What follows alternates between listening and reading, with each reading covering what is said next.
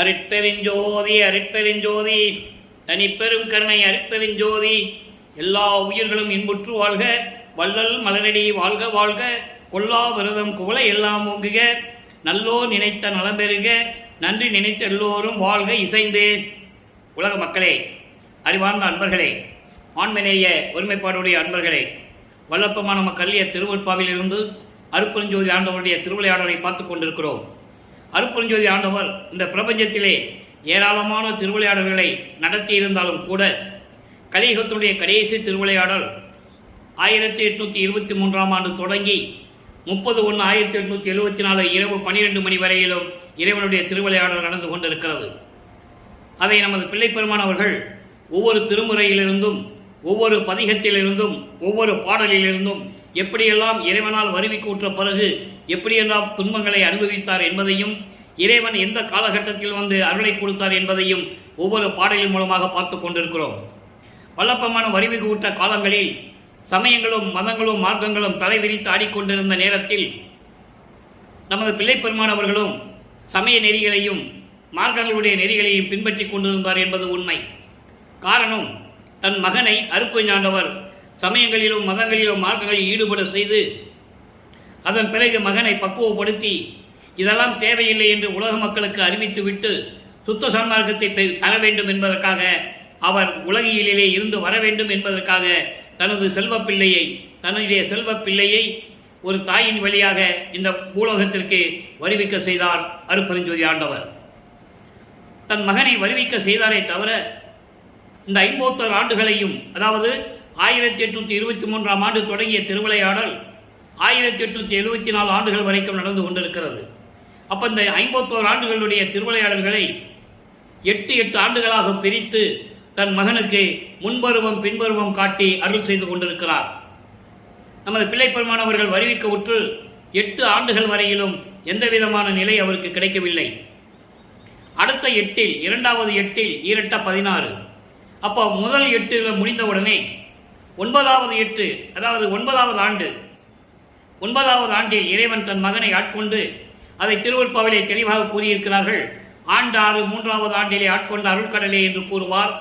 ஆரோடு 3வது ஆண்டிலே முன்னம் என்னை ஆட்கொண்ட கருணையின் கடலே என்று கூறுவார். ஆக அப்படியெல்லாம் மகனை வருவிக்க செய்துவிட்டு, மகனை என்னால் வருவிக்க விட்டவன் என் மகன் என்று அறிவித்துவிட்டு, உனக்கு அருளை முன்பருவம் பின்பருவம் காட்டி அருள் செய்வேன் என்று கூறி மறைந்து விடுகிறார்.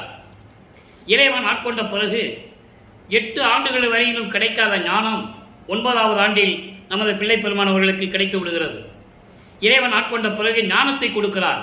இன்னும் மெஞ்ஞானம் கிடைக்கவில்லை. ஞானத்தை கொடுத்துவிட்டு சமயங்களிலும் மதங்களிலும் மார்க்கங்களில் ஈடுபட செய்து கொண்டிருக்கிறார் தனது மகனை. அப்போ அந்த காலகட்டங்களில் இவர் வருவிக்கூற்ற மகன் என்று தெரிந்தும் கூட வெளியே எங்கேயும் போக முடியாது, யார்கிட்டையும் சொல்லவும் முடியாது. சாப்பாட்டுக்கு என்ன பண்ணுறது, உடுக்க உடை, இருக்க இடம், இதெல்லாம் இவர் வருவிக்க விட்டதனால் ஏற்பட்ட சொந்தங்களிடம்தான் இருக்க வேண்டும். வேறு வழியே கிடையாது. அப்போ அந்த நிலையில் இருக்கும்போது அவருடைய மனநிலையை உலக மக்களுக்கு தெரியப்படுத்த வேண்டும். அதனால் திருவருள் முறையீடு உதயமாகிறது. 1ஆம் திருமுறை பதிகம் 6, இன்று 124வது பாடல். மொத்தம் 232 பாடல்களை கொண்டது. ஒவ்வொரு பாடலிலும் இந்த பிரபஞ்சம் தோன்றிய காலத்திலிருந்தே சிவபெருமானை எப்படி அழைத்துக் கொண்டிருந்தார்கள் என்பதை சிவபெருமான் என்றும், தியாகராஜ பெருமான் என்றும், சொக்கநாதன் என்றும், அவருடைய திருவிளையாடல்கள் எப்படியெல்லாம் நடந்தது என்பதை இவர் ஞானத்தின் வழியாக, இறைவன் கொடுத்த ஞானத்தின் வழியாக உலக மக்களுக்கு தெரிவித்துக் கொண்டிருக்கிறார். பாடலை நல்லா கவனிங்க. பாடல் உங்களுக்கு புரியாட்டம் கூட இறைவன் தந்த விளக்கம் மிகவும் எளிமையானது. வேணிக்கண் நீர் வைத்த தேவே, மதுரை வியந்தெருவில் மாணிக்கமிட்ட செம்மாணிக்கமே, என்னை வாழ்வித்தது ஓர் ஆணி பொன்னை தெல்லமுதே, நின் செய்ய அடிமலருக்கு காணிக்கையாக்கி கொண்டு ஆழ்வாய் எனது கருத்தினையே. இது பாடல். இறைவன் முறையீடு செய்கிறார். இறைவா, என்னை வருவிக்க செய்தாய், எதற்காக வருவிக்க செய்தாய்? அதற்கான காரணம் என்ன? என் மனம் எவ்வளவு துன்பப்பட்டு கொண்டிருக்கிறது, எனக்கு வந்து அருள மாட்டாயா என்ற ஒரு தோணியில் இறைவனிடம் சொல்லுகிறார். எப்படி? தேனிக்கண் நீர் வைத்த தேவே, சடையிலே கங்கையை சுமந்து கொண்டிருக்கின்ற இறைவனே, மதுரையிலே முன்னாளில்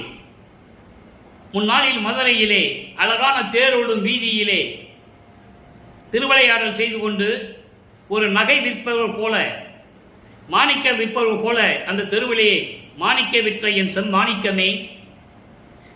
ஏன் இது ஒரு திருவிளையாடல்? ஏற்கனவே வரகுண பாண்டியன் அடியார் மன்னனுடைய அரசவையிலே வரகுண பாண்டியன் அரசாட்சி செய்து கொண்டிருக்கும் போது சேமவத பாகதர் என்ற ஒரு பாடகர், என் பாட்டிற்கு உன் பாண்டிய நாட்டில் இருக்கிற புலவன் தோற்றுவிட்டால் இந்த பாண்டிய நாடு அடிமையாக வேண்டும் என்று கூறிய நேரத்தில் சிவபெருமான் விறகு வெட்டியாக தலையிலே விறகு சுமந்து கொண்டு அந்த புலவனுடைய ஆணவத்தை அடக்கினார் என்பது ஒரு திருவிளையாடல்.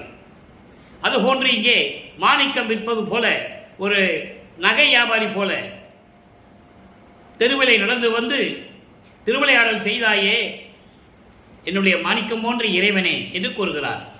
அடுத்து, என்னை வாழிவித்தது ஓர் ஆணி பொன்னே, என்னை இந்த ஒரு தாயின் கருவறையிலே இருக்கும்போது என்னை காத்து அதன் பிறகு என்னை வருவிக்க செய்து என்னை வாழ்வித்துக் கொண்டிருக்கின்ற, வாழ வைத்துக் கொண்டிருக்கின்ற எனது ஆணி பொன்னே, அழகான பொன் போன்ற இறைவனே, தெள் அமுதே, நின் செய்ய அடிமலருக்கு, செய்ய என்பது சிவந்த மலர், சிவந்த அடிமலர், சிவந்த உன்னுடைய திருவடிகளுக்கு, செந்தாமரை போன்று சிவந்த மெல்லிய உன்னுடைய திருவடிகளுக்கு காணிக்கையாக்கி கொண்டு, என்னை காணிக்கையாக்கி கொண்டு என்னை ஆட்கொள்வாயாக.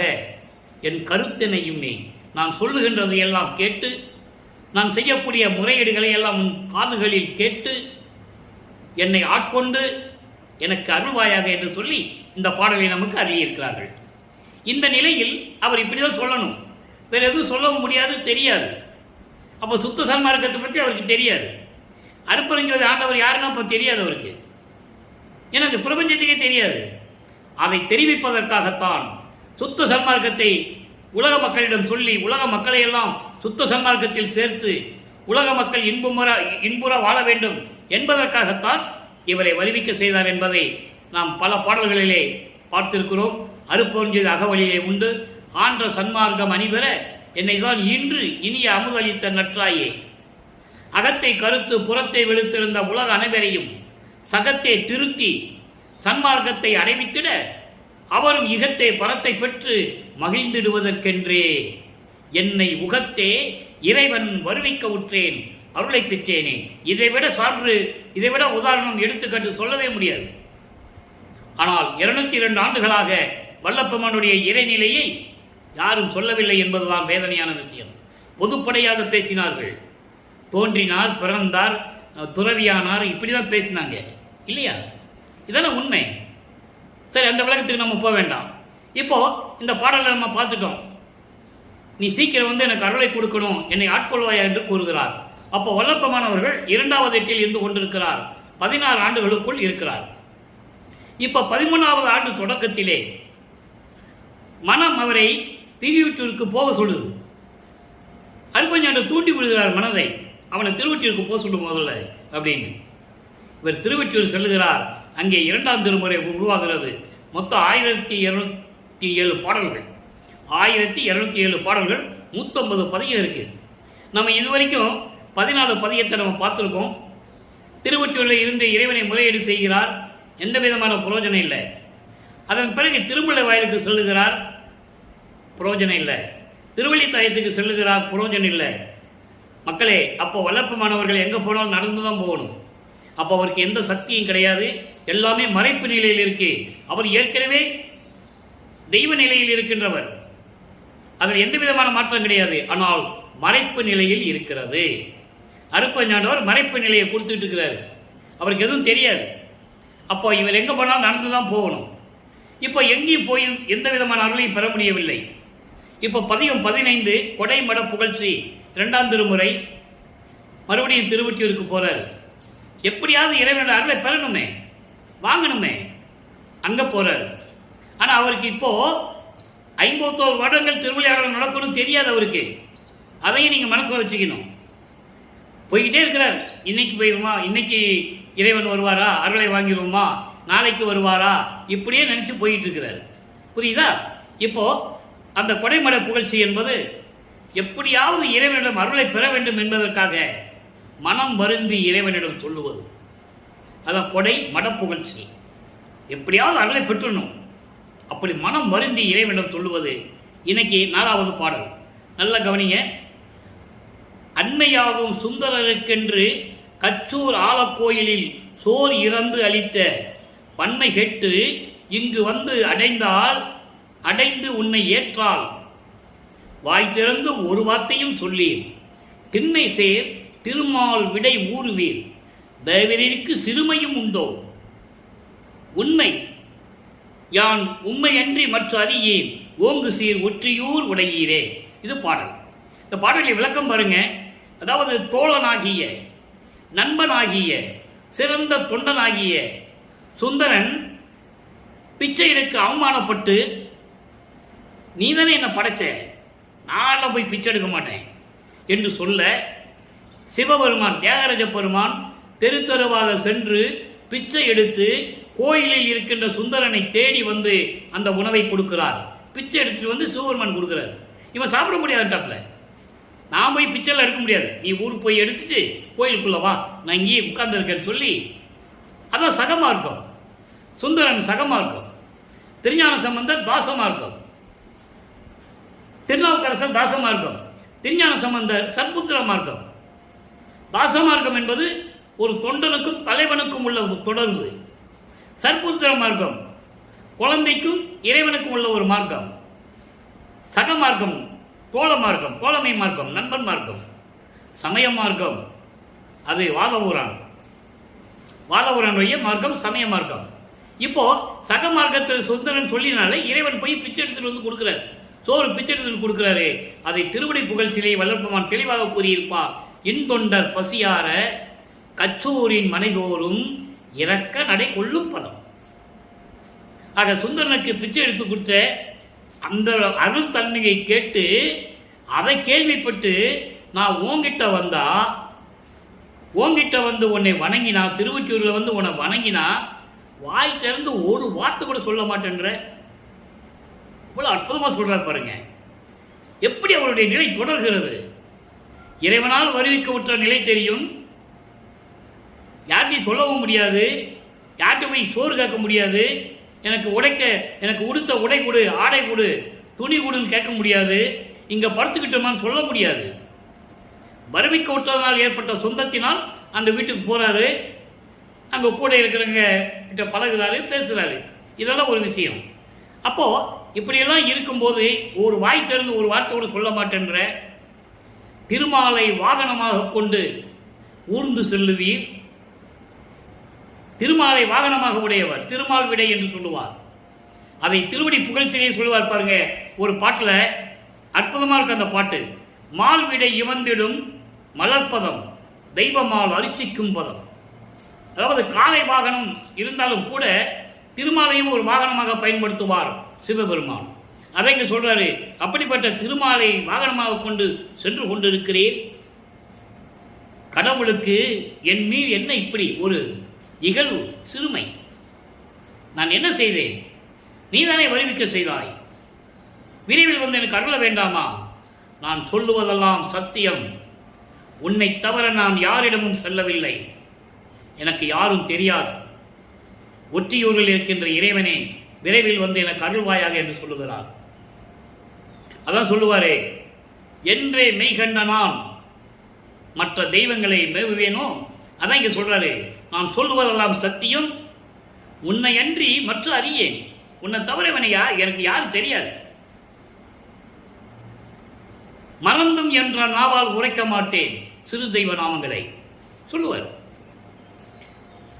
நீதான தெய்வம், மற்றவங்கள சும்மா சிறு தெய்வம் தானே, நான் அவங்ககிட்ட எல்லாம் போக மாட்டேன். சீக்கிரம் வந்து எனக்கு அருளை கொடு, என்னை ஏற்றுக்கொள் என்று சொல்லி இந்த பாடலை நாம் கருளியிருக்கிறார்கள். ஆக நல்ல கவனிங்க. 16 ஆண்டுகள் வரைக்கும் வல்லப்பெருமானவர்கள் இதே நிலையில் தொடர்ந்து கொண்டிருக்கிறார். சிவாய நமச்சிவாய, சிவபெருமானு, தியாகராஜ பெருமானு, நடராஜன், சொக்கநாதன் இப்படியே சொல்லிட்டு இருப்பார். ஆனால் இப்போ 3வது எட்டுக்கு உள்ள போயிட்டு இருக்கார். 3 24 வருவிக்கப்பட்டு 24 ஆண்டுகள் வரைக்கும் என்ன நடந்தது? திருவொற்றியூரில் பல பதிகங்களை நம்ம பார்த்தோம். இன்னைக்கு 11வது பதிகம் குறி ஆராய்ச்சி. நல்லா கவனிக்கணும். அதாவது உலகியலில் ஒரு குடும்பத்தில் கஷ்டம் வந்தாலும் சரி, இல்லை தனிப்பட்ட முறையில் ஏதாவது மன சஞ்சலப்பட்டு அதுக்கு ஒரு தீர்வு காண வேண்டும் என்று சொல்லி குறி கேட்க போவாங்க. அப்புறம் ஜாதகம் கேட்க போகிறாங்க. அதே மனநிலையில் இருந்து கொண்டு இத்தனை ஆண்டுகளாக 24 ஆண்டுகளாக இவ்வளவு கஷ்டப்பட்டோமே, இறைவன் எதுவுமே கொடுக்கவில்லையே, அருளை கொடுக்கவில்லை, ஆட்கொள்ளவில்லை, ஒருவேளை குறி கேட்க சொல்லுவோமே அப்படி சொல்லி ஒரு குருத்தி பெண்ணிடம் குறி கேட்பது போல இந்த பாடலில் நாம் கருளி இருக்கிறார்கள். நல்லா கவனிங்க. ஆலி விடையார். ஆலினா திருமால், கடலிலே பள்ளி கொண்டவன். ஆலி என்றால் கடல். ஆலி உடையார், திருமாலை வாகனமாக உடையவர். இதனையும் சொல்றார். அதாவது திருமாலை வாகனமாக உடையவர், அருளுடையார், அளவிட்டு அறியார். அருளுடையார், அவர் அருளுக்கு அளவே கிடையாது, எல்லையே கிடையாதுன்னு சொல்றாரு. ஊழி வரினும் அழியாத ஒற்றித்தலம் வாழ் உத்தமனார். ஒவ்வொரு யுகம் கடந்தாலும், கிரேத யுகம், திரேத யுகம், துவார யுகம், கலியுகம், இப்படி ஒவ்வொரு யுகங்கள் கடந்தாலும் அழியாமல் இருக்கக்கூடிய இறைவன் திருவொற்றியூரில் இருக்கின்ற இறைவன். அப்ப சிவபெருமான் தான் சொல்லுவாரு, சுத்த மார்க்கத்தை பெற்றதான் சொல்லுவாரு, அருப்பெருஞ்சோதி ஆண்டவர் தான் கடவுள்னு சொல்லுவார். இதை சொல்லுவதற்காகத்தான் வல்லப்பெருமான் அவர்கள் வருவிக்கு விட்டார் என்பதை நான் பதிவு செய்ய கடமைப்பட்டிருக்கிறேன். அதுக்கு முன்னால யாரும் சொல்லல, யாருக்கு தெரியாது. இவருக்கும் மறைப்பு நிலையை கொடுத்திருக்கிறார் மகனுக்கும். அப்போ ஒவ்வொரு ஊழியிலையும் அழியாமல் இருந்து கொண்டிருந்த இறைவன் இங்க திருவொற்றியூரிலே இருந்து கொண்டிருக்கிறார். அடுத்து சொல்றார் பாருங்க, வாலி என்பால் வருவாரோ வரியேல் என இவரை ஒரு பெண்ணாக உருவப்படுத்துகிறார். அதனால் வரியேல் என்று சொல்கிறார். ஒரு பெண் நான் வருந்த வாராரோ, தோழி அணைய புறமடவாய் துணிந்து ஓர் குறி நீ சொல்லுவையே. குரத்தி பெண்ணே, தோழி போல எனக்கு இருக்கின்ற குரத்தி பெண்ணே, எனக்கு ஒரு நல்ல குறி சொல்லு. ஏன்னா திருமாலை வாகனமாக உடைய இறைவன், அழகான இறைவன், அருளுடைய இறைவன், ஒவ்வொரு யுகத்திலும் அழியாமல் இருந்து கொண்டிருக்கின்ற இறைவன், திருவொற்றியூரில் இருந்து கொண்டிருக்கின்ற இறைவன் இன்னும் என்னை பார்க்கவில்லை. என்னிடம் வாழ வேண்டும் என்பதற்காக என்னிடம் வருவாரா வரமாட்டாரா? நான் வரிந்து கொண்டிருக்கிறேன். வருந்த வாராரோ, வருவாரா வரமாட்டாரா என்று ஒரு குறி சொல்லி, உண்மையை சொல்லி ஒரு குறி சொல்லி எனக்கு சொல்லுவாயாக, என் மனம் சாந்தமடைய வேண்டும் என்று சொல்லி இந்த பாடலை நமக்கு அருளியிருக்கிறார்கள். இப்போ வல்லப்பெருமான் நிலை இப்படி தொடர்ந்து கொண்டு இருக்கிறது. 24 ஆண்டுகள் வரைக்கும் எந்த விதமான அருளையும் பெற முடியவில்லை. திருவொற்றியூருக்கு போக, திருமுல்லைவாயிலுக்கு போக, திருவல்லித்தாயத்துக்கு போக, அப்புறம் நாரையும் கிளிகளையும் தூது அனுப்ப ஒரு வேலையும் நடக்கல. அருளே வாங்க முடியல இறைவனிட்டு. அடுத்து வல்லப்பெருமான் அவர்கள் 4வது எட்டில் அடியெடுத்து வைக்கிறார். 4வது எட்டு என்பது 4×8 32. 24 ஆண்டு வரைக்கும் ஒன்றும் நடக்கல.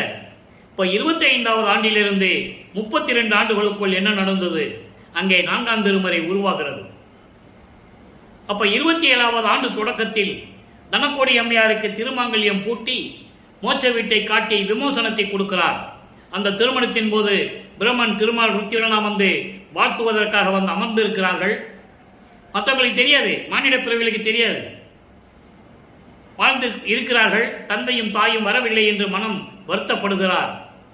இனிமேல் நம்ம திருமணத்திற்கே வரவில்லை, அதனால் இனிமேல் எங்கேயும் போய் பார்க்கக்கூடாது, திருவொற்றியூருக்கு போகக்கூடாது. யாரோ வராங்க கல்யாணத்துக்கு, இவங்க வரல இல்லை, இனிமே அவங்க முகத்திலே முழிக்கக்கூடாதுன்னு சொல்லி வீட்டுக்குள்ள போய் கதவை பூட்டி தாப்பா போட்டார். வந்த கதவை திறந்துட்டு வரட்டும் அப்படின்னு சொல்லி போட்டார். அதன் பிறகு என்ன நடந்தது? இந்த 8வது ஆண்டில், அதாவது 25 ஆண்டுகளுக்குள் 32 ஆண்டு வரை என்ன நடந்தது? அருட்பிரகாச மாலையில பார்க்கிறோம். இன்னைக்கு 49வது பாடல். மொத்தம் 100 பாடல்களை கொண்டது. இந்த பாடல்ல என்ன சொல்றாரு கவனிங்க. சகலமுடு கேவலமும் பார்க்காத இடத்தே. சகலம் கேவலம் சொல்லுவார். கேவலம் என்பது மறைப்பு, கேவல நிலை, மறைப்பு நிலை. சகல நிலை என்பது விழிப்பு நிலை. நல்ல கவனிச்சு. சகமோடு கேவலமும் பார்க்காத இடத்தே தற்பரமாய் விளங்குகின்ற தாழ் மலர்கள். எப்படிப்பட்ட திருவடி அவங்க அப்பா திருவடி? விழிப்பு நிலையிலும் மறைப்பு நிலையும் தாக்காத இடத்தில், இடைஞ்சல் இல்லாத, தடைகள் இல்லாத இடம் சுத்த சிவஞான வெளியதான். அங்கதான் சமயங்கள், மதங்கள், மார்க்கங்கள், ஜாதிகள் அங்க எதுவுமே இருக்காது. சாதியும் மதமும் சமயமும் பொய்யென ஆதியில் உணர்த்திய அருட்பெருஞ்சோதி. சாதியும் மதமும் சமயமும் காணா ஆதி அநாதையாம் அருட்பெருஞ்சோதி. சாதியும் மதமும் பொய்யே, அவற்றில் புகுதாதீர் எங்கே ஞானசரியே. உடைந்த சமய புலி நின்று எழுந்து உணர்வின் அழியா ஒரு நெறியா சன்மார்க்க திருநெறி பெற்று வந்தே ஞானசரியே. வெறிக்கும் சமய புலியில் விளைந்தேன் தன்னை விழாத வகை மறித்து ஒரு பேர் அறிவளித்த வள்ளல் கொடி. கொடிப்பாட்டில் இப்படி பல இடங்களிலே வல்லப்பெருமான் குறிப்பிட்டிருக்கிறார்கள். அதுதான் சுத்த சிவஞான வெளி. இங்கேயும் பாருங்க, சுத்த சிவஞான வெளின்னு வெளிப்படையே சொல்ல மாட்டாரு. இப்போ சுத்த சன்மார்க்கம் இருக்கிறது தெரியும், அவங்க அப்பா கிட்ட வாங்க போறது தெரியும். இப்பவும் அந்த தாக்காத இடத்தைன்னு சொல்லுவார். மறைமுகமான சூட்சமமான விளக்கம் இது. இது இறைவன் சொன்னால்தான் தெரியும். இறைவனுடைய அருளை பெற்றிருந்தால்தான் இந்த வள்ளலார் ஊழியம் கூறியது போல கூற முடியும், சொல்ல முடியும். இல்லைன்னா முடியாது. சுத்த சிவஞான வெளி, அதான் தாக்காத இடம்னு சொல்றாரு, மறைமுகமா சொல்றாரு. அந்த நிலையில் சுயமாக தோன்றிய உனது திருவடிகள் இருக்கிறதே, அப்படிப்பட்ட திருவடிகள் வருந்த கால்வலிக்க பகல் ஒளிய நடு இரவில் நடந்த அருளி. பகல் முடிஞ்சவனே இரவு வரும். அந்த இரவு நடுஜாமம், நடுஜாமத்தில் தான் நடு இரவுன்னு சொல்றாரு. பகல் முடிஞ்சனே இரவு, அப்புறம் நடு இரவு. நடு இரவில் நடந்தருளி அடியேன் பறியும் இடத்தை அடைந்து, நான் தங்கி இருக்கும் இடத்தை அடைந்து மணிக்கதவு திறப்பித்து, அது வரைக்கும் கதவு பூட்டி தான் இருக்கு. அழகான தெருக்கதவை அவருடைய அருளால் அந்த கதவை திறக்க செய்து, அவங்க அப்பா எப்படி வரான்னு சொல்றார். திறப்பித்து புகழ் உருக வருக என அழைத்து எனது கரத்தை பொருந்த ஒன்று கொடுத்தனை. அதாவது நீ வளமோடு இந்த பூலோகத்தில் இருக்க வேண்டும் என்பதற்காக ஒரு அருள் கொடையை உன் கையில் கொடுக்கிறேன் என்று சொல்லி கொடுத்தார். வாழ்க வருக மகனே என்று அழைக்கிறார். கதவை திறந்துட்டு வா மகனின் சொல்லி அழைச்சி, இந்த பூலோகத்தில் நீ புகழோடு இருக்கணுங்கிறதுக்காகத்தான் இந்த அருள் கொடையை உன் கையிலே கொடுக்கிறேன் என்று கொடுத்தாய். என்ன அருள் கொடைன்றது நம்ம பின்னால் பார்க்க போறோம். அருட்பரசமானில எல்லாமே அதான் சொல்லுவாரு. ஒன்று ஒன்றுன்னு தான் சொல்லுவாரு. அந்த ஒன்று விளக்கம் 6ஆம் திருமுறையில உண்டு. அந்த விளக்கத்தை பொறித்து சொல்ல வேண்டும் என்றால் இறைவனுடைய தயவும் கருணையும் இருக்க வேண்டும், இல்லைன்னா சொல்ல முடியாது. அப்போ அந்த ஒன்று என்றதை நம்ம இப்ப இன்றைக்கே பார்க்க போறோம். ஒவ்வொரு நாளையும் அந்த 6ஆம் திருமுறையில் இருக்கிறத நம்ம பார்க்க போறோம். அருள் கொடையை கொடுத்தாய், நீ பொன்னான அருளை நான் என்னவென்று சொல்லுவேன். உகல் ஒளிய பெருந்தவர்கள் உற்று மகிழ்ந்து ஏத்த. உகல் ஒளிய பெருந்தவர்கள் என்பது உலக விடயங்களை விட்ட, மண்ணாசை பெண்ணாசை பொன்னாசை விடயங்களை விட்ட, மாயைகளையும் மயக்குகளையும் நீக்கிய பெருந்தவர்கள், தவம் செய்கின்ற முனிவர்கள், ரிஷிகள், வானவர்கள் எல்லோரும் ஒன்றாக சேர்ந்து மகிழ்ந்து உன்னை வணங்க உயர்பொதுவில் இன்ப நடம் உடைய பரம்பொருளே. உயர்பொது என்பது அங்கே சுத்த சமஞான வெளியிலே இருக்கின்ற சத்தியஞான சபை. அங்கே இருக்கிறது சத்தியஞான சபை. பொற்றவை சிற்றவை இருக்கிற சத்தியஞான சபையிலே திருவிளையாடல் செய்து கொண்டு அருள்நடனம் செய்து கொண்டிருக்கின்ற பரம்பொருளே, மூலப்பொருளே, மூலக்கடவுளே, சுயமாக தோன்றிய இறைவனே, அருட்பெருஞ்சோதியே என்று சொல்லி இந்த பாடலை நாம் கல்லியிருக்கிறார்கள். நல்ல கவனிங்க. இப்போ 4வது 8ல் இந்த கடைசியில் 8 வருஷத்துல, அதாவது 25வது ஆண்டிலிருந்து 32 ஆண்டுக்குள்ள என்ன கிடைச்சதுன்னு சொல்லிட்டாரு. இப்போ சுத்த சன்மார்க்கத்தை வாங்கிருக்க அவர் மேல போயிட்டாரு. அவங்க அப்பா கூட்டு போறாரு. ஒரு கட்டத்தில் திகைச்சு நிற்கும் போது தந்தையே வந்து மகனை வரவேற்று சத்தியஞான சபைக்கு கூட்டு போறாரு. அங்க உலகம் அறிய, வானவர்கள் அறிய இவர் என் மகன் என்ற அங்கீகாரம் கொடுக்கிறாரு. சுத்த சன்மார்க்கத்தை கொடுத்துட்டு பூலோகத்துக்கு போ மகனை, நான் பின்னால வரேன்னு சொல்லிட்டாரு. இவர் இங்க வந்துட்டார், நேர கருமொழிக்கு வந்துட்டார். அப்போ அருட்பிரகாச மாலை உருவாகிறது. பதிகம் 6 அருட்பிரகாச மாலை. இன்னைக்கு 60வது பாடல். பாடலை நல்லா கவனிங்க. சுத்த சன்மார்க்கத்தை வாங்கிட்டாரு. அருட்பெருஞ்சோதி ஆண்டவர் உறுதியா தெரிஞ்சிச்சவருக்கு இப்ப விஷயங்கள் சொல்லுவாரு. இனிமே இந்த சிவபெருமானு, சிவசிவா, நமச்சிவாயா, சிவாய நம்ம, தியாகராஜன், நடராஜன், இந்த கதையே வராதிங்க. அவங்கெல்லாம் சைவ சமயத்தினுடைய தலைவர்கள், கர்ம சித்தி யோக சித்தி பெற்றவர்கள், சைவ சமயங்களை பரப்பியவர்கள். அதோடு அவங்க நிலை முடிந்து விட்டது. இப்போ பாருங்க, என் உடலும் என் உயிரும் என் உடலும் என் பொருளும் யானே இசைந்து கொடுத்திட வாங்கி இட்டதன் பின் மகிழ்ந்தே. ரெண்டு வரியா விளக்கம் சொல்லுவோம். 8 வரி பாடல். அதாவது என்னுடைய உடல், பொருள், ஆவி எல்லாத்தையும் உங்ககிட்ட நான் கொடுத்துட்டேன், விரும்பி கொடுத்துட்டேன். நீயும் மகிழ்ந்து வாங்கிய பிறகு அவருடைய உயிரும் தன் உடலும் தன் பொருளும் எனக்கே தந்து. இந்த எனக்கு என்ற வார்த்தை திருவருட்பாலை ஒரு அற்புதமான வார்த்தை. எனக்கு மட்டும் நிறைய இடங்கள்ல உண்டு. அதே மாதிரி மகன் தந்தையிடம் கேட்ட கேள்விகளுக்கு தந்தை பதில் சொல்ல வேண்டும் என்றால் உனக்கே என்ன சொல்லுவார், உனக்கு மட்டும்தான் தருவேன்னு சொல்லுவார். இது நிறைய விளக்கங்கள் நான் நம்முடைய பதிவில் நான் கொடுத்துருக்கேன். உதாரணத்துக்கு இன்னைக்கு சொல்ல வேண்டியிருக்கு, எனக்கென்ற வார்த்தை வந்ததனால் சொல்ல வேண்டியது இருக்கு. நோவாமல் நோன்பு என்னை போல் நோற்றவரும், எஞ்ஞான்றும் சாதாவரம் என்னை போல் சார்ந்தவரும், தேவானின் பேரர்களை என்னை போல் பெற்றவரும், எவ்வுலகில் யார் உலர் சற்றே அறை அப்படின்னு கேட்கிறார். அறைன்னா சொல்லு. உன்னுடைய திருவிளையாடல் ஏற்பட்ட திருவிளையாடல் நடந்தது, உன்னை எப்படி நம்புறது? நான் என்ன மாதிரி யாருக்காவது சாகாவரத்தை கொடுத்துருக்கியா? இல்லை இந்த அருளையெல்லாம் யாருக்காவது கொடுத்துருக்கியா? பிரபஞ்சத்தை இயக்கிறது, 5 தொழில்களை கொடுத்தது யாருக்காவது கொடுத்துருக்கியா? இப்போ சொல்லணும் பிடிக்கிறாரு, விடாப்படியா பிடிக்கிறாரு. எங்க வச்சு? கருப்புளியில் வச்சு. அப்ப அவர் சொல்றாரு, மகனே, உரையாடல் நடக்கும்போது சொல்றாரு, மகனே அப்படியெல்லாம் நீ நினைக்காதப்பா, நீ என் மூத்த பிள்ளை அல்லவா, என் செல்வ பிள்ளை அல்லவா, என் குலத்தின் வாரிசு அல்லவா, சுத்த சன்மார்க்க குலத்தின் வாரிசு அல்லவா, நீ நான் யாருக்கும் கொடுக்கலப்பா, இல்லை நீ சொல்லு அப்படின்றாரு. அவர் சொன்னதை அகவலிலே சொல்லுகிறார், அருட்பெருஞ்சோதி அகவலிலே. நான் எங்க அப்பாட்ட இப்படி கேட்டேன், அவர் இப்படி சொன்னாருன்னு சொல்றாரு. சாவா நிலை இது தந்தனம் உனக்கே ஆவாயனார் அருட்பெருஞ்சோதி. இதெல்லாம் ஒரு உதாரணம் தான், நிறைய இருக்குது. ஆக அப்படிப்பட்ட நிலையிலிருந்து சொல்லுகிறார், எனக்கே தந்து என்னுடன் கலந்து தனித்த பெருஞ்சுடரே, ஒப்பற்ற அருட்பெருஞ்சோதியே, மண் உயிருக்கு உயிராகி இன்பமாய் நிறந்த, இந்த உலகத்தில் படைக்கப்பட்ட உயிர்களுக்கெல்லாம் உயிருக்கு உயிராகி இன்பமாய் நிறந்த பரிபூரணமாக இருந்த மணியே, என் கண்ணே, கண் போன்ற இறைவனே, என் வாழ் முதலே, மருந்தே. மருந்தேனா அருட்பெருஞ்சோதி. மருந்தேன்னு ஏன் சொன்னாரு? நோயற்ற வாழ்வில் உயிரினங்கள் வாழ வேண்டும் என்பதற்காக அந்த நோய்க்கெல்லாம் மருந்து கொடுக்கின்ற இறைவனே, மருந்து போன்ற இறைவனே, நோயற்ற வாழ்வில் உயிரினங்கள் வாழ வேண்டுமே என்று அருளாட்சி செய்து கொண்டிருக்கின்ற இறைவன் என்று சொல்லுகிறார். அதான் மருந்துன்னு சொல்றார். அடுத்து சொல்றார் பாருங்க, மின்னிய பொன்மணி மன்றில் விளங்கும் நடத்தரசை, பொன் போன்று மின்னிக் கொண்டிருக்கின்ற பொற்றையும் சிற்றவையும் கொண்ட சத்தியஞான சபையில், சுத்த சிவஞான வழியில் இருக்கின்ற சத்தியஞான சபையில், அதுக்கப்புறம் தான் இந்த சத்தியஞான சபை கட்டினது. அங்க என்ன வடிவமோ அதே மாதிரி இங்க கட்டினது, யாராலும் மறுக்க முடியாது.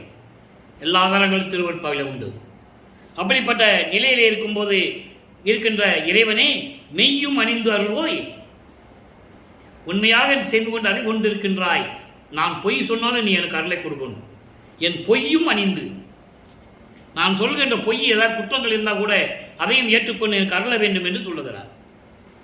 அப்போ வர சொல்றாரு. அப்பங்கிட்ட சொல்லியாச்சு. இப்போ அருட்பெருஞ்சோதி இங்கே வரணும். வருகிறார், தெருவிலே நடந்து வருகிறார். இவர் போய் தந்தையை வரவேற்கிறார். எப்படிப்பட்ட தந்தை என்பது உலக மக்களுக்கு சொல்லுகிறார். எப்படியெல்லாம் உரையாடினார்கள் என்று சொல்லுகிறார். தந்தையும் மகனும் எப்படி உரையாடினார்கள்? 43வது பதிகம், இறை திருக்காட்சி, 22வது பாடல். பாடலை கவனிங்க, அற்புதமா இருக்கும். அடி நடு முடுவோர் அணுத்துணை ஏனும் அறிந்திடப்படாத மெய்யறிவை. 2 வரியை விளக்கம் சொல்றேன். அடி என்பது பாதாள உலகம், நடு என்பது பூலோகம், முடி என்பது விண்ணுலகம். இந்த 3 உலகங்களுக்குமே யாரும் அடிய முடிய பார்க்காத அளவுக்கு இருந்த திருமாலும் பிரம்மனும் கூட இறைவனுடைய அடிய முடிய பார்க்கவில்லை. யாரும் இவரை பார்க்கலன்னு சொல்றாரு. அதான் சொல்றாரு, அறிந்திடப்படாத மெய்யறிவை, மெஞ்ஞானம் கொண்ட இறைவன் அருட்பெருஞ்சோதியை. இந்த மெஞ்ஞானம் இல்லை என்பதை அழகாக பல இடங்களிலே வளர்ப்புமான் குறிப்பிட்டிருப்பார்கள். நான்முகத்தோனும் திரு நெடுமாலும் மெஞ்ஞானம் என்னும் வான்முக கண்கொண்டு காணாமல். மெஞ்ஞானம் இல்லைன்ற, எல்லாமே ஞானம் பெற்றிருந்தார்கள்.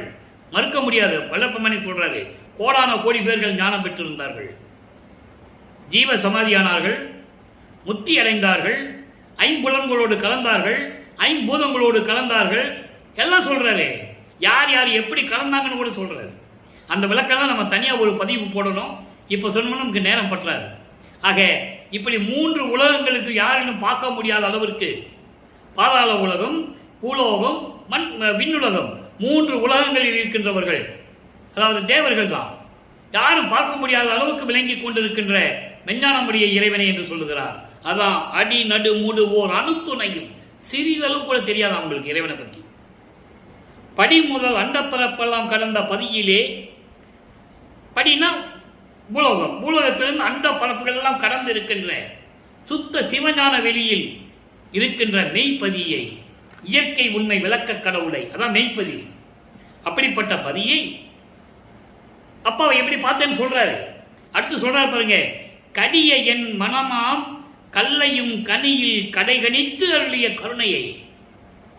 முன்னாளில் நான் சமயங்களிலும் மதங்களிலும் மார்க்கங்களில் ஈடுபட்டுக் கொண்டிருந்த போது உன்னாலே ஒரு தாயின் வழியாக வருவிக்கு உற்று 1வது ஆண்டிலிருந்து 32 ஆண்டுகள் வரையிலும் நான் சமயங்களிலும் மதங்களிலும் மார்க்கங்களில் ஈடுபட்டுக் கொண்டிருந்த போது என் மனம் கல்லாக இருந்தது. அந்த கல்லான மனதை கரைய வைத்து உருக வைத்து நெகிழ வைத்து சுத்த சன்மார்க்கத்தை கொடுத்து, சுத்த சன்மார்க்கத்தில் இருக்கிறவர்களுக்கு தான் உயிர் இறக்கமும் ஜீவகாணி ஒழுக்கமும் புரியும். அதை தான் இங்கு குறிப்பிடுகிறார். கனியில் கடை கணித்து கடைக்கண் பார்வையால் அருளிய கருணை கடலே, கொடிவளர் இடத்து பெரும் தயாநிதியை கோயிலில் கண்டு கொண்டேனே. எந்த கோயில்? சுத்த சிவஞான வெளியில் இருக்கின்ற சத்தியஞான சபையிலே, அதான் கோயில் என்றது. அதுக்கப்புறம் தான் இதை கட்டது. இன்னும் அந்த இடத்துக்கு நம்ம வரல. இப்போ நம்ம 5வது இடத்துல தான் இருந்துகிட்டு இருக்கோம். வல்லப்பமார்கள் வருவிக்கு விட்டு 5வது 8 40 ஆண்டுகளுக்குள் என்ன நடந்தது அதை தான் போய் நம்ம பார்த்துட்டு இருக்கோம். இன்னும் நிறைய விஷயங்கள் இருக்கு, அதை நம்ம போக போக பார்க்க போறோம். அப்போ அப்படி கொடி வளர் இடத்து என்பது சுத்த சன்மார்க்கம் இருக்கின்ற இந்த நிலையில் எல்லா அருள் செல்வம் கொண்ட இறைவா, அதான் கொடி வளர் இடத்து. அப்படிப்பட்ட பெரும் தயாநிதி அருள் செல்வத்தை நான் அங்கே சுத்த சிவஞான வெளியில் இருக்கின்ற சத்தியஞான சபையில் அந்த கோயிலில் கண்டு கொண்டேனே. இப்படிப்பட்ட இறைவனை நாங்கள் பார்த்துட்டேன் இறைவனிடம் சொல்லுகிறார். இப்போ பொது நடம், தந்தையும் மகனும் உரையாடுகிறார்கள். தந்தையினுடைய திருவிளையாடலை மகன் புகழ்ந்து சொல்லுகிறார்.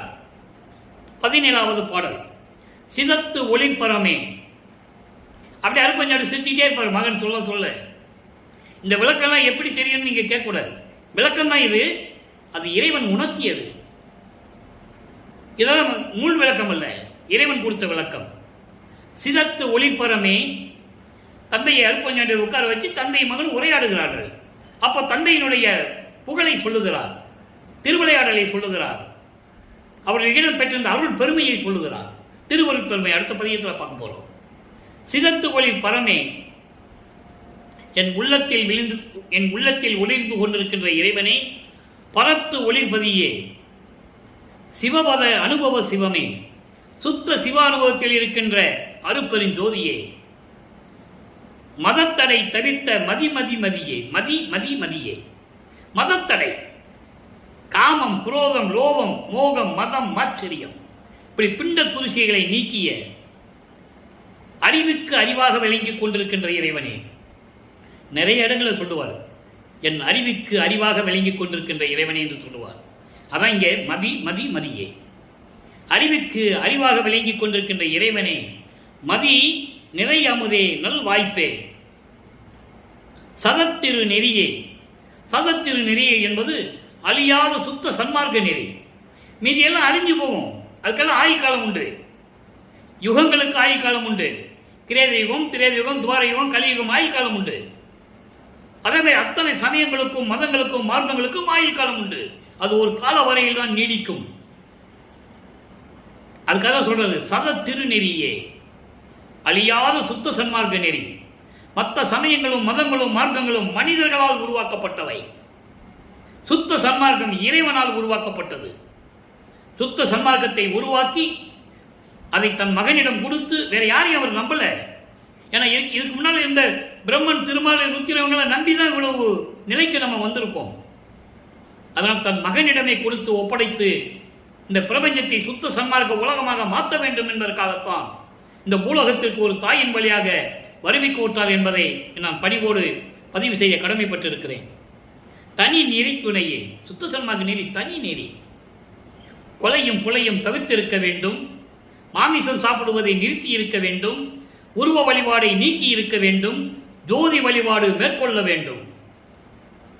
சமயங்களிலும் மதங்களிலும் கூறப்பட்ட சங்கற்ப விகற்பங்களை அடியோடு நீக்க வேண்டும். அதான் தனி நெறி. இதுதான் சுத்த சன்மார்க்க நெறி. 202 ஆண்டுகளாக அங்கிருந்துதான் வரணும், அங்கிருந்துதான் வரணும், அங்கிருந்துதான் வரணும், இப்படியே மக்களை ஏமாற்றி சுத்த சன்மார்க்கத்தை தெரியாமல் செய்து விட்டார்கள். இதுதான் உண்மை, சத்தியம், யாரும் மறுக்க முடியாது. அருப்பாவில் இருக்கின்ற விளக்கத்தை கூட சொல்ல முடியவில்லை அவங்களால். காரணம், அவர்களால் சமயங்களிலும் மதங்களிலும் மார்க்கங்களிலும் சூழ்ந்து கொண்டிருக்கின்றவர்கள் இப்போதும் கூட.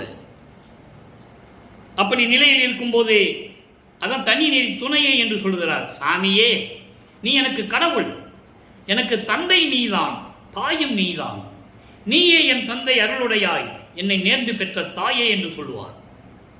அற்புதமாக இருக்கும். இந்த இடங்கள்லாம் ரொம்ப பிரமாதமாக இருக்கும். புதப்பெரு வாழ்வே, புதப்பெரு வாழ்வே என்பது அருள் அறிவால் விளங்கும் இறைவா, மெஞ்ஞான அறிவு, புகழுக்கு அரும் தருமே, பொது நடம் புரிகின்ற பொருளே, சொல்லுவதற்கு முடியாத ஒப்பற்ற கடவுளே, அரிய கடவுளே, திருவிளையாடல் செய்து கொண்டிருக்கிறாயே என் தந்தையை என்று சொல்லி தந்தையிடம் கூறுகிறார். அடுத்து திருவருள் பெருமை. தந்தையிடம் பெற்ற திருவருள் எப்படி? 53வது பதிகம் 10வது பாடல். பாடல் நல்ல கவனிய. விரதம் ஆதிகளும் தவிர்த்து, விரதம் ஆதிகளும் தவிர்த்து. சுத்த சன்மார்க்கத்துக்கு விரதம் கிடையாது. நல்லா புரிஞ்சுக்கணும். நீங்க சுத்த சன்மார்க்கத்திலிருந்து விரதம் இருக்கணும்னு அவசியம் இல்லை.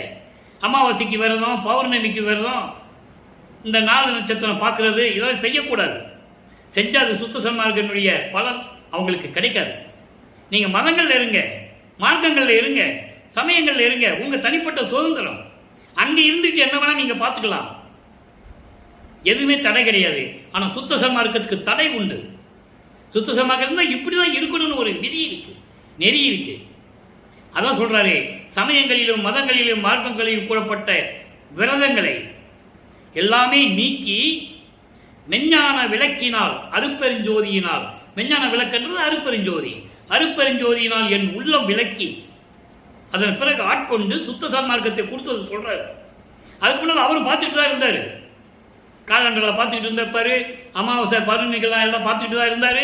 இல்லைன்னு சொல்லல. இல்லை, அவரே சொல்றாரு, எனக்கு அற்பறிவா இருந்தது, அப்போ எனக்கு தெரியாதுன்னு சொல்றாரு. அந்த தெரியாதுன்ற வார்த்தை தான் மறைப்பு இருந்தது என்று சொல்லுகிறார். எனக்கு மறைப்பு நிலை இறைவன் கொடுத்ததெல்லாம் எனக்கு தெரியாது, அதனால் விளக்கி என்று சொல்லுகிறார். இப்போ சுத்த சன்மார்க்கத்தை கொடுத்து அருப்பெருஞ்சோதி விளக்கினால் என் உள்ளம் விளக்கி. எவ்வளவு தெளிமையா சொல்றாருன்னு நீங்க புரிஞ்சுக்கணும். இதை மக்கள்கிட்ட சொன்னா புரிஞ்சுக்குவாங்க, ஆனா யாரும் சொல்லல. அதான் பிரச்சனையே. ரதமாதிய நல் தெல்லமுதளித்து பலரசம் போன்று இனிமையான சுத்த சன்மார்க்கத்தை எனக்கு கொடுத்து. எப்படி சொல்றாரு பாருங்க, அங்க இருக்கும்போது எனக்கு தெரியாது, எல்லாம் செஞ்சுக்கிட்டு இருந்தேன்.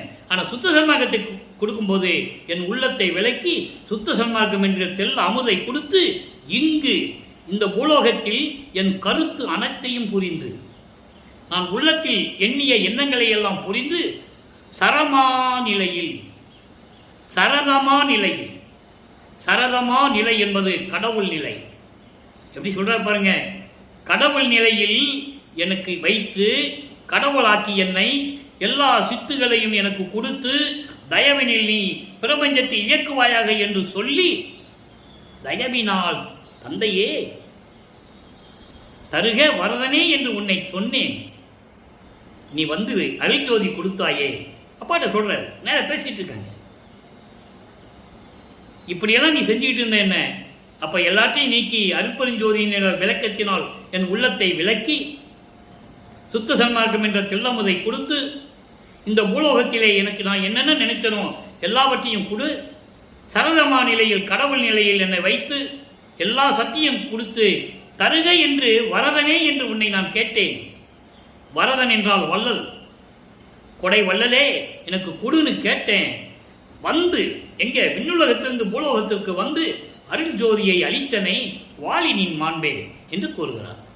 எவ்வளவு அற்புதமான பாடல் என்பதை நீங்க தயவு செஞ்சு நீங்க மனசுல வச்சுக்கணும். இதுதான் சுத்த சன்மார்க்கம். சரி, இப்பெல்லாம் முடிஞ்சது. 56வது பதிகம் இறை இன்பக் குலைவு. உங்க அப்பாட்ட கேட்கிறாரு, சரி மகனே நான் போயிட்டு வரேன்னு சொல்றாரு. நீ என்ன வர போயிடுற, உன் உள்ளத்துல தான் இருக்கேன்னு சொல்ற, சந்தோஷமா இருக்கிறேன். திருப்பி நான் வர மகனே, இன்னும் ஆண்டுகள் இருக்குது, இன்னும் 8 ஆண்டுகள் இருக்குது, நான் போயிட்டு வந்துடுறேன் அப்படி சொல்லி விண்ணுலகத்துக்கு போயிடுறாரு. நிரந்தரமா என்னோட இருக்கணும்னு சொல்றாரு. நான் வருகிறேன் மகனே என்று சொல்லி விடைபெற்று மகனிடம் விடைபெற்று கொண்டு செல்லுகிறார். அப்போ அதை பாடலாக கொடுக்கிறார். புரை சேர் வினையும் கொடு மாயை புணர்ப்பும் இருளும் மறைப்பினோடு. நல்லா கவனிக்கணும். நான் சொன்னேன்ல அவருக்கு மறைப்பு இருந்ததுன்னு சொன்னேன்ல, அதை சொல்றாரு. மறைப்பினோடு புகழும் பிறவாம் தடைகளாம் போக்கி. எப்படி மறைப்பை போக்குறாரு? உலக மக்களுக்கு சொல்லணும்ல. போக்கி ஞான பொருள் விளங்கும் வரை சேர்த்து அருளி சித்தியெல்லாம் வழங்கி சாகாவரம் கொடுத்து வலிந்து என் உள்ளத்தில் அமர்ந்து உயிரில் கலந்து. இந்த 4 வரைக்கும் முதல்ல சொல்றேன் விளக்கம். அன்பர்களே, நான் ஏற்கனவே கூறியது போல திருவிளையாடல் சொன்னா சும்மா கதை மாதிரி சொல்லிட்டு போறதில்லை, உண்மைகளை சொல்லணும். திருவருட்பா எதுக்கு நமக்கு கொடுத்தாரு? அந்த உண்மைகளை மக்களுக்கு சொல்லணும், புரிய வைக்கணும். 22 வருஷமா யாரும் செய்யல, பொதுப்படையாக பேசினார்கள். அவர் என்ன சொல்றார் பாருங்க. புரைசேர் வினையும் துன்பங்கள் சேர்ந்த ஊழ் வினைகள் சேர்ந்த கொடு மாயைகளை சேர்ந்த அறியாமை, இருளன்னா அறியாமை, அறியாமையும் சேர்ந்த எனக்கு கிடைத்த மறைப்பினோடு சொல்லப்பட்ட மற்ற தடைகள் எல்லாம் நீக்கி. மற்ற தடைகள் என்ன? சமயங்கள், மதங்கள், மார்க்கங்களில் சொல்லப்பட்ட தடைகள் எல்லாவற்றையும் நீக்கி ஞான பொருள் விளங்கும் மெஞ்ஞானத்தை கொடுக்கக்கூடிய எல்லாவற்றையும் அருளி சித்தியெல்லாம் எனக்கு கொடுத்து சாகா வரம் கொடுத்து வலுக்கட்டாயமாக என் உள்ளத்திலே வந்து அமர்ந்து என் உயிரில் கலந்தாயே. பறைசேர் வெளியில் பதியாய். பறைசேர் வெளி என்பது அருள் சக்தி வெளி. வெளிகளுக்கு ஒவ்வொரு வெளிக்கு பேர் இருக்கு. பரவெளி, பராபரவெளி, பரவரவெளி, பெருவெளி, பெருசுக வெளி எல்லாம் கடந்தது சுத்த செமஞான வெளி. இங்க அருள் சக்தின்னு ஒரு வெளி இருக்கு, அதான் பறைவெளி. அந்த அருள் சக்தி வெளிக்கு கடவுளாகவும், அதான் 2ன்னு சொல்லுவாங்கல்ல, சக்தியும் சிவனும் சேர்ந்தது. சக்தி என்பது அருள் சக்தி. ஒன்றல்ல 2 அல்லன்னு சொல்லுவார். அப்போ இந்த பறைசக்தி வெளிக்கும் கடவுளாகவும் அதற்கு அப்பால் இருக்கின்ற மேல்வெளி, அதான் சுத்த சிவஞான வெளி. இதெல்லாம் கடந்துதான் அங்கே போகணும். சுத்த சிவஞான வெளியில் இந்த விளக்கம் சொல்லும்போது அன்பர்களே, ஒரு சின்ன விளக்கம் சொல்ல நான் காத்திருக்கிறேன். ஏற்கனவே கொடுத்த விளக்கம் தான். அதாவது இவர் வெளிகளை கடந்து போயிட்டே இருப்பாரு. பரவெளிக்கு போகும்போது தடங்கள் ஏற்பட்டுரும். தடைகள், அதாவது தத்துவங்களை கடந்து போவாரு, அன்னங்களை கடந்து போவாரு. அதை பாட்டில் தெளிவாக சொல்லியிருக்காருன்றதை நம்ம பார்த்துருக்கோம். இன்னைக்கு பதிவு பார்க்குறவங்களுக்கு அந்த விளக்கம் சொல்லணும்ல. இதுக்கு முன்னால் பதிவை பார்க்காம இருந்திருப்பாங்க. இன்னைக்கு பார்க்குறவங்களுக்கு எப்படி இது கடந்து போனாலும் தெரியணும். அப்போ இந்த வெளியிலலாம் கடந்து போகும்போது பரவெளிக்கு போறாரு. அங்கே தயங்கி நிற்கிறார். அதுக்கு மேலே போக முடியல. அந்த அருள் சக்தி ஒரு கை கொடுத்து இவரை தூக்கி விடுது. அதுக்கு ஒரு பாடல் இருக்கு, நம்ம அதை பார்த்துருக்கோம். இது தூக்கி விட்ட உடனே பாதி வெளியில் அருப்பஞாண்டவர் வந்துட்டு இருப்பார் மகனை வரவேற்க. அருள் சக்தி ஒரு கையை கொடுத்து தூக்கணும். உடனே மறுபடியும் அவரை மகனை கூட்டு அங்கே கூட்டு போயிடுவார். மகனை ரிசீவ் பண்ணி அங்கே கூட்டு போறாரு சுத்த சிவஞான வெளிக்கு. இவ்வளவு அற்புதமான நிகழ்வுகள் எல்லாம் திருவிளையாடல் நம்ம பார்த்துருக்கோம். ஏற்கனவே விளக்கம் கொடுத்துருக்கேன். அப்போ அந்த மேல்வெளியில் விளங்கும் சுத்த சிவஞானியில் விளங்குகின்ற சித்தபதியே, எல்லா அருள் வளமை படைத்த அருப்பெருஞ்சோதியே, சிறியேன். இந்த மகன் இங்கே சிறியன் என்பது மகன், சின்ன பிள்ளைன்னு சொல்றாரு. உன் பிள்ளைன்னு சொல்றதுக்காக சிறியன் சொல்றாரு. சிறியேன் பாடலுக்கு பரிசு விரைந்தே பாலித்த. நான் பாடிய பாடல்களுக்கும் நான் வைத்த விண்ணப்பங்களுக்கும் முறையீடுகளுக்கும் உடனே அதை ஏற்றுக்கொண்டு கொடுத்த அரசே, அமுதம் எனக்கு அளித்த அம்மே. அருளமதம் பசின்னு சொல்லும்போது அருளமதம் கொடுத்து அம்மே, அம்மைன்னா தாயே, தாய் உள்ளம் கொண்ட இறைவனே. அந்த விளக்கத்தையும் நாம் பார்த்திருக்கோம். ஒரு பெண் வடிவத்தில் வந்து அருப்பெருஞ்சோதி ஆண்டவர் அமுதம் ஊட்டியதை ஒரு பாடலிலே நாம் பார்த்தோம். அதுபோல அப்படி வந்து எனக்கு அருளமுதம் ஊட்டிய இறைவனே, உண்மை அறிவளித்த, மெஞ்ஞானம் அறிவளித்த, இங்கதான் சொல்வாரு மெஞ்ஞான அறிவளித்த. மெஞ்ஞானம் கிடைத்து விட்டால் கடவுள் நிலை முக்காலத்தையும் உணர்ந்து விடலாம். யார் ஏமாற்ற முடியாது. ஞானத்தில் இருக்கிறவனை ஏமாத்திடலாம், ஆனால் மெஞ்ஞானத்தில் இருக்கிறவனை ஏமாற்ற முடியாது. மெஞ்ஞானம் அளித்த அப்பா, பெரிய அருட்பெருஞ்சோதி அப்பா. எப்படி சொல்றாரு? பெரிய அருட்பெருஞ்சோதி அப்பாவா? அப்பா வாழினின் அருளே. ஆக மெஞ்ஞானம் கொண்டு எல்லா உலகங்களையும் நொடி பொழுதில் உணர முடியும் என்பதுதான் இங்கே கூறுகிறார். அப்போ இதற்கு முன்னால் இருந்தவர்களெல்லாம் என்ன நிலை? இறைவனை பார்ப்பதற்காக இந்த சமயங்களையும் மதங்களையும் மார்க்கங்களையும் சேர்ந்தவர்கள் எல்லாம் பிரபஞ்சத்தில் காலகாலமாக தவம் இருப்பதும், குகைக்கடியிலே சென்று தவம் இருப்பதும், தண்ணீரின் மூழ்கி தவம் இருப்பதும், மரத்துக்கடியில் உட்கார்ந்துட்டு புத்து மணல் வளர அளவுக்கு தவம் இருப்பதும் இப்படிதான் நடந்து கொண்டிருந்தன. சமயங்களையும் மார்க்கங்களையும் மேற்கொண்டவர்கள் அதை தெளிவாக மகாதேவ மலையிலே கூறியிருப்பார். அந்த பாடலில் நான் பல முறை விளக்கம் கொடுத்திருக்கிறேன். கற்பங்கள் பல கோடி செல்ல தீய கண்ணலினடு ஊசி மேல் காலை ஊன்றி நிற்பவருக்கு ஒலித்து, பொற்புறமை உணவின்றி உறக்கமின்றி ஐம்பொறி ஓம்பி புலந்து எலும்பு புலப்பட ஐம்பொறி ஓம்பி நிற்பவருக்கு ஒலித்து, மறைக்கு ஒலித்து, அமரருக்கு ஒலித்து, நீன் யோக முனிவருக்கு ஒலித்து. ஆக இறைவனை யாருமே பார்க்க முடியவில்லை என்று சொல்லுவார். அரியும் முதலும் துருவி நிற்க, அயனும் அரியும் முதலும் துருவி நிற்க, எனக்கே அடிமுடிகள் காட்டிவித்து அடிமை கொண்ட பதியன்னு சொல்லுவார். இந்த நிலையில் இருக்கின்றவர் வல்லப்பெருமான் அவர்கள். சுத்த சன்மார்க்கம்தான் இறைவனுடைய அருளை பெற முடியும் என்பதை தெளிவாக நமக்கு அருளியிருக்கிறார்கள். சமயங்களிலும் மதங்களிலும் மார்க்கங்களில் இருக்கிறவர்கள், அவர்களுடைய சைவ தலைவர்கள், சமய தலைவர்கள் அவர்களுக்கு ஏற்றபடி அருளை பெற்றுக் கொள்ளலாம். அதான் ஒரு பாடலை சொல்லுவாரு, இவர்களெல்லாம் ருத்திரர், பிரம்மர், விண்ணோர், வேந்தர் யாராக இருந்தாலும் சரி, கருடன் யாராக இருந்தாலும் சரி, அருகர்னு கூட சொல்லுவார். புத்தரை தனிப்பட்ட முறையில் சொல்லுவார், பேரே வச்சு சொல்லுவார் புத்தர்.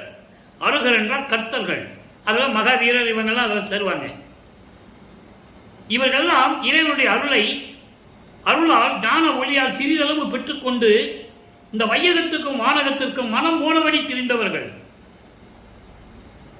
தேன் முகந்து உண்டவர் போல, தேனை கையில வச்சுக்கிட்டு சாப்பிடாம மோந்து பார்த்துட்டே இனிப்பா இருக்குன்னு சொல்லுவாங்களாம்.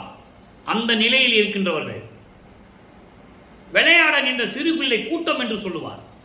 சின்ன குழந்தை, தவறுற குழந்தைக்கு எப்படி, பிறக்கிற குழந்தைக்கு எப்படி விளையாட தெரியும், அது போல இருக்கிறார்கள். விளையாட கூட தெரியாது அவங்களுக்கு. ஆக சுத்த சன்மார்க்கத்தில் இருந்தால் என்னென்ன பலன்கள் கிடைக்கும் என்பதை நாம் தெளிவாக வல்லப்பெருமான் கூறியதை பார்த்து கொண்டிருக்கிறோம். அடுத்து பாருங்க, இப்ப எல்லாத்தையும் பார்த்துட்டோம். இப்போ 130 ஊது ஊது சங்கையில 4 வரியில சொல்லுவார் பாருங்க, அற்புதமா இருக்கும். கருணாநிதி என்று ஊது ஊது சங்கே, கருணையும் தயமும் உள்ள அருள் செல்வம் என்று நீ ஊது ஊது சங்கே. ஊது ஊது சங்கே என்பது பிரபஞ்சத்திற்கு பிரகடனப்படுத்துவது. கடவுள் அவனே என்று ஊது ஊது சங்கே. அவன்தான் கடவுள், ஆதியும் மந்தமில்லா தோன்றியவன், சுயமாக தோன்றிய இறைவன் சொல்லி, அதாவது ஒவ்வொரு அடிப்படையில் சொல்றார் பாருங்க இறைவனை பற்றி. அருள் நாடகத்தான் என்று திருவிளையாடல் செய்து கொண்டிருக்கின்ற இறைவன், அம்பல ஜோதி என்று ஊது ஊது சங்கே, தன்னிகர இல்லான் என்று ஊது ஊது சங்கே, தலைவன் அவனே என்று ஊது ஊது சங்கே. தலைவன் என்பது சுத்த சன்மார்க்கத்தின் தலைவன். சுத்த சன்மார்க்கத்தை நிறுவி தன் மகன் கையில் ஒப்படைப்பதற்காகத்தான் இங்கே வருவிக்க செய்தார். அதனால் சுத்த சன்மார்க்கத்தின் தலைவன் என்று ஊது ஊது சங்கே, பொன்னியல் வண்ணன் என்று ஊது ஊது சங்கே, பொது நடம் செய்வான் என்று ஊது ஊது சங்கே. அங்கே சத்தியஞான சபையில் இருந்து கொண்டு திருவிளையாடல் செய்து கொண்டு அருளாட்சி செய்து கொண்டிருக்கின்ற இறைவன் என்று ஊது ஊது சங்கே என்று கூறுகிறார். எனவே அன்பர்களே, இன்றைய திருவிளையாடல் மிகவும் எளிமையான ஒரு திருவிளையாடல் நிகழ்ச்சியை நாம் பார்த்துவிட்டோம். எனவே அன்பர்களே, நீங்களும் உலக மக்களே எல்லாரும் சுத்த சன்மார்க்கத்தில் இணைந்து சுத்த சன்மார்க்க நெறிகளை பின்பற்றி கொலையும் புலையும் தவிர்த்து நீங்கள் இறைவனுடைய அருளை பெற்றுக்கொண்டு இந்த உலகிலே வாழ்வாங்கு வாழ வேண்டும், நோயற்ற வாழ்வில் வாழ வேண்டும் என்று இறைவனுடைய அருளாலும் கருணையாலும் வாழ்த்தி இந்த வள்ளலார் ஊழியன் விடைபெறுகிறேன். மீண்டும் நாளை சந்திப்போம். நன்றி, வணக்கம். அருட்பெருஞ்சோதி அருட்பெருஞ்சோதி, தனிப்பெரும் கருணை அருட்பெருஞ்சோதி. மீண்டும் நாளையும் அருட்பெருஞ்சாண்டுடைய திருவிளையாடல் தொடரும். தொடர்ந்து பாருங்கள். இறைவனுடைய திருவிளையாடல் எப்படியெல்லாம் நடந்தது என்பதை கேட்டு மகிழ்ந்து நீங்கள் வாழ்வில் முன்னேற வேண்டும் என்று கேட்டுக்கொண்டு விடைபெறுகிறேன். நன்றி, வணக்கம். அருட்பெருஞ்சோதி அருட்பெருஞ்சோதி, தனிப்பெரும் கருணை அருட்பெருஞ்சோதி.